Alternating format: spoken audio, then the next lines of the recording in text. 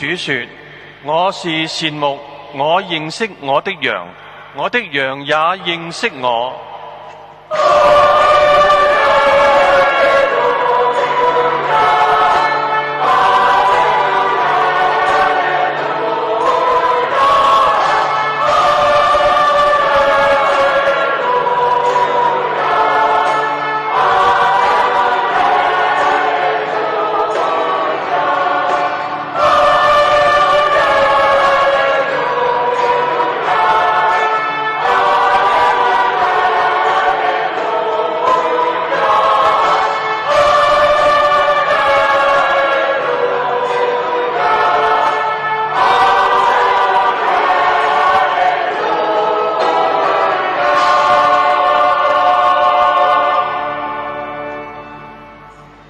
願主與你們同在，也你的心靈同在。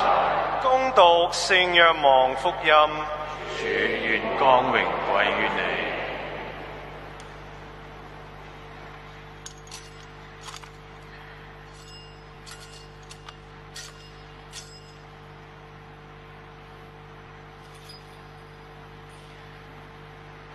那時候，耶穌說：我是善牧，善牧為羊捨掉自己的性命。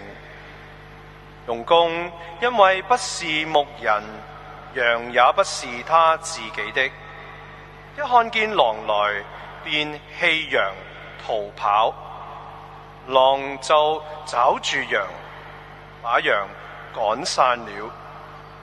因為他是傭工，對羊漠不關心。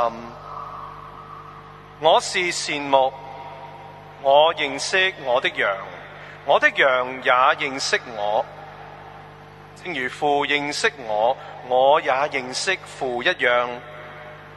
我並且為羊捨掉我的性命。我還有其他羊，還不屬於這一攢，我也該把他們領來，他們要聽我的聲音，這樣將只有一個羊群，一個牧人。父愛我，因為我捨掉我的性命，為再取回它。誰也不能奪去我的性命，而是我甘心情願捨掉它。我有權捨掉它，我也有權再取回它。這是我由我父所接受的命令。上主的話。